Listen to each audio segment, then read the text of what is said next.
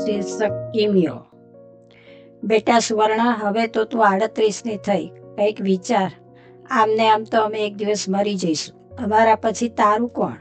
માતા પિતાની ચિંતા જોકે વ્યાજબી હતી. સુવર્ણા પછી એક ભાઈનો જન્મ જરૂર થયો હતો, પણ એક અકસ્માતમાં તે માર્યો ગયો હતો. ત્યાર પછી મા બાપનું મન આમ પણ દુઃખી જ રહેતું હતું. એમાં દીકરીની જાત એટલે ચિંતા તો થાય. જોકે સુવર્ણા એક પ્રાઇવેટ કંપનીના ઊંચા હોદ્દા પરની પગારદાર હતી. પગાર એ સારો એવો હતો એટલે ઘર સારી રીતે ચાલતું હતું, પણ મા બાપનો જીવ સતત બળ્યા કરતો.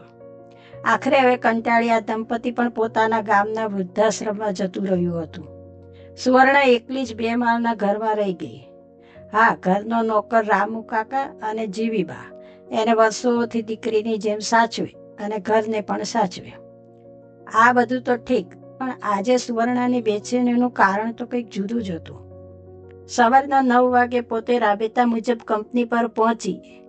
ન જાણે કેમ તેનું ધ્યાન સ્કૂટી ચલાવતા ચલાવતા સામે આવેલા યુવક પર ક્યારનું હતું.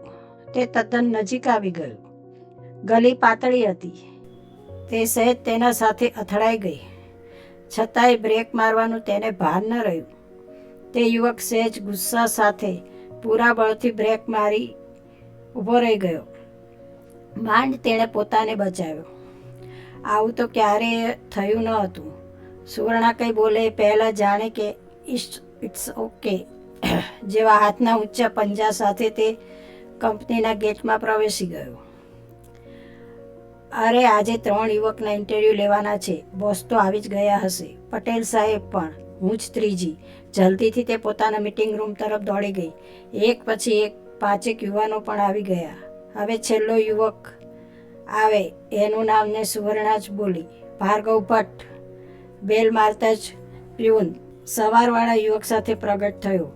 સુવર્ણાને તો ત્યાં જ પસીનો છૂટી ગયો. જ્યારે પસીનો તો ઇન્ટરવ્યૂ દેવા આવનાર યુવકને થવો જોઈએ, પણ તે તો બિલકુલ સ્વસ્થ હતો. બોસ અને પટેલ સાહેબે થોડા સવાલો પૂછ્યા, જેના જવાબમાં તેણે તેની રીતે આપી દીધા. હવે બંનેએ સુવર્ણા તરફ આંગળી ચીંધી, પણ તે થોડી ખચકાઈ. પછી ગળું ખંખેરી, જાણે તે યુવકને પહેલી જ વાર જોતી હોય એમ બોલી, ક્યાંથી આવો છો? ગામનું નામ? આવવા જવા માટે કયા સાધનોનો વપરાશ કરશો? ઉંમર? બોસ અને પટેલ સાહેબને થોડું આશ્ચર્ય જણાયું, પણ તેઓ કંઈ બોલ્યા નહીં. બોસ, પેલા યુવકે કહ્યું, 31 વર્ષ, બાઇક સારી રીતે ચલાવી જાઉં છું. બાકી પિતા પાસે ઘરની ગાડી છે. એ મૂછમાં હસતો બોલી ગયો. સુગંધા થોડી શરમાઈ, પણ છતાંય તે સ્વસ્થ રહી. ઓકે, તેણે પણ પતાવ્યું. અઠવાડિયા પછી ભાર્ગવ ભટ્ટની નિયુક્તિ થઈ ગઈ. સૂરજ એન્ટરપ્રાઇઝના અન્ય ઘણા ડિપાર્ટમેન્ટ હતા, પણ તેની નિમણૂક સુવર્ણાના હાથ નીચે જ થઈ. ભાગ્ય. સુવર્ણા માથું પકડી ખુરશીમાં એક બાજુ બેસી ગઈ. 30 વર્ષની ઉંમર, સુડોળ શરીર, આકર્ષક વ્યક્તિત્વ, ફાકડું ઇંગ્લિશ, સ્પષ્ટ હિન્દી ભાષી, છતાંય પૂરો વિવેકી. એટલે જ ભાર્ગવ ભટ્ટ. કામમાં પણ એટલો જ ચપળ અને ચાલાક નીકળ્યો. 6 મહિનામાં તો તેણે ઘણું જ શીખી લીધું. સુવર્ણાને ભાગ્યે હવે ખાસ કંઈ કામ ન આવતું. તે બસ છુપી રીતે કામ કરતા ભાર્ગવને શાંતિથી જોવે અને પોતે કામ કરતી હોય એવો ડોળ કરે. આ બધું પૂરા 6-12 મહિના ચાલ્યું. પણ આજે તો સુવર્ણા ઘરે આવી અને સીધી જ જીવીબાની ગોદે ભરાઈ અને રડવા લાગી. નક્કી કઈ વાત છે? નહીં તો આ દીકરી મૂંઝાય નહીં. તેણે ઊભા થઈ સુંદર ચા આદુ ફુદીનાવાળી બનાવી. હવે તેને કંઈક સારું લાગ્યું. તે ધીમેથી ઊભી થઈ, બહાર નજર કરી. રામુ કાકા બહાર ગયા હતા તે તેણે જાણી લીધું. ધીમેથી બારણું વાસી દીધું અને પોતાના મનની વાત અને ગડમથલ જીવીબાને કંઈ સંભળાવી. મને લાગે છે મારાથી કંઈ પાપ થઈ રહ્યું છે. હું કદાચ ખોટી દિશાએ જઈ રહી છું. જીવીબાએ શાંતિથી બધી જ વાત સાંભળી, પણ હાલ તેઓએ કશું ન બોલ્યા. ફક્ત રડતી સુવર્ણાની પીઠ પસવારી ઊભા થઈ ગયા. આ બાજુ જેવી રિસેસ પડે કે ભાર્ગવ કોફી મગ લઈ પ્રગટ થાય અને સુવર્ણાની લગોલગ બેસે, પોતાનો લંચ કરે. ક્યારેક સુવર્ણાને ઓફર કરે, પણ સુવર્ણા પોતાનું જ લંચ ખાય. રિસેસમાં બંને વચ્ચે આંખોથી એક્ય સંધાય. બંને થોડું મલકાઈ લે. આમને આમ ફરી 6 મહિના પસાર થયા. બહાર મેદાનમાં સ્કૂટી બગડતા સુવર્ણા તેને ચાલુ કરવા મથી રહી હતી, પણ એ ચાલુ થતી નહોતી. છેવટે તેણે તેને ત્યાં જ રાખી લોક કરી અને કંપનીના ગેટ બહાર ચાલવા લાગી ગઈ. રખે રિક્ષા મળી જાય તો ઠીક, નહીં તો પાસેના બસ સ્ટેન્ડે જઈ બીજું શું. ત્યાં તો સામે જ ભાર્ગવ ભરટ જોરથી બ્રેક મારી બાઇક લઈ આડો ઊભો રહી ગયો. મેં તમને સ્કૂટી સાથે કસરત કરતા જોઈ લીધા હતા, એટલે થોડે દૂર તમારી રાહ જોતો ઊભો હતો. ચલો, જો તમને વાંધો ન હોય તો કહો, ત્યાં હું છોડી દઉં. તે મંદ મંદ હસતો બોલ્યો. હવે આ સમયે ગુસ્સો કરવો કે નહીં એ વિચારવાનો સુવર્ણા પાસે સમય ન હતો, કેમ કે આજુબાજુ ઠીકઠાક લોકો પણ આટા મારી રહ્યા હતા. તે ચૂપચાપ બાઇક પાછળ ગોઠવાઈ ગઈ. પોતે રસ્તો બતાવતી ગઈ અને બાઇક દોડતી ગઈ છેક ઘર સુધી. પણ સુવર્ણાએ તેને દરવાજેથી જ વિદાય આપી. થેન્ક યુ કહ્યું. તે બાઇક પાછી વાળવાઈ લાગ્યો. ત્યાં તો સામેથી જીવીબા શાકનો થેલો લઈ આવતા હતા. તે તેમનાથી ઉચકાતો ન હતો. ભાર્ગવે બાઇક સાઈડ પર લગાવી. થેલો જીવીબાના હાથમાંથી લઈ લીધો. સુવર્ણા તો ઘરમાં જતી રહી, પણ જીવીબા એક હાથે થેલો અને બીજા હાથે ભાર્ગવનો ટેકો લઈ ઘરમાં પ્રવેશે. બેટા, જરા પાણી લાવ, ઘરમાં મહેમાન આવ્યા છે. તે બારણેથી જ કેમ પાછા વાળ્યા? બોખામોએ હસતા હતા. આવા ટાણે વળી કોણ આવ્યું છે? જેવા બબડાટથી ફ્રીજમાંથી પાણીનો બોટલ અને 2 ગ્લાસ લઈ તે બહાર આવી. ભાર્ગવને જોતા તેનું હૃદય 2 નહીં 4 ધબકારા ચૂક્યું. તે જીવીબાએ પણ જોયું. બંનેએ પાણી પીધું. અરે, આમ થાંભલી જેવી કેમ ખોડાઈ ગઈ? ચા નાસ્તો લઈ આવ. થોડી વારે સુગંધા ચા અને ગરમ ભજીયા બટેકાના લઈ ઉપસ્થિત થઈ. ભાર્ગવ તો વાતે વળગી ગયો હતો, પણ સુગંધા વિચારોના વમળોમાં અટવાઈ ગઈ હતી. વચ્ચે એકવાર ઊભા થઈ તે આગ્રહ કરી ગઈ. ભાર્ગવ બાઇક લઈ નીકળી ગયો, પણ સુગંધાનું હૃદય હવે એની પાસે ન હતું. જીવીબાએ એને ઢંઢોળવી પડી. ત્યાર પછી તે બંનેએ પણ નાસ્તો કર્યો. ફરી બીજા 6 મહિના નીકળ્યા. એકવાર રાતે શાંતિથી સૂતેલી સુવર્ણાના ફોનની રિંગ રણકી ઉઠી. ભાર્ગવના પડોશીનો ફોન હતો. ભાર્ગવને મગજે તાવ ચડી ગયો છે, તો શું તમે થોડી વાર આવી શકશો? તમને કદાચ ખ્યાલ નહીં હોય, તે અહીં એકલો રહે છે. તેના ઘરે કોઈ નથી. મારે પણ નોકરીએ જવું છે. પોતાના નોકરીનો પણ સમય થઈ રહ્યો હતો, છતાંય ફોનમાં આવેલ સરનામે તે ચૂપચાપ જવા નીકળી ગઈ. પડોશી પણ એના આવતા તરત જ તેના ઘરમાંથી નીકળી ગયા. ભાર્ગવ તો ઘાટી ઊંઘમાં હતો. પાસે ડૉક્ટરનું એક કાગળ પડ્યું હતું. તે મુજબ તો અત્યારે ભાર્ગવને દવા લેવાનો સમય થઈ ગયો. એણે ઝડપથી પાસે પડેલા જગમાંથી પાણીનો ગ્લાસ ભર્યો. દવાનું નામ વાંચી એ રેપરમાંથી દવા કાઢી. થોડી અવઢવ અને સંકોચ સાથે એણે ભાર્ગવને ઢંઢોળ્યો. તે થોડો જાગૃત થયો.